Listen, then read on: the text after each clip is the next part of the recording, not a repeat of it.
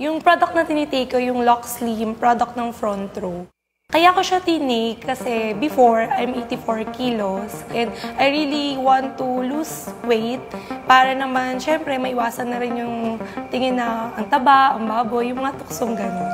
Aside kasi dun sa pagpayat, hindi mo na mafe-feel yung insecurity kasi imaginein mo, di ba? Parang dalawang tao ako. Pag magbayad sa jeep, di ba? Parang kulang yung 8. Ngayon, nag-lose ako almost 24 kilos. So, yung effect niya, nakakasuot na ako ng mga damit na before, ang hirap-hirap suotin. And before, hindi na ako mag-iisip ng size. Laging XL po. Ngayon, nakakapagsukat na ako at nakakapili ako. Tinransform ako ng Lock Slim in a way na kung titignan ko yung before, iniisip ko sa sarili ko, hindi ko kayang i-improve yung sarili ko because napipigilan ako ng timbang ko.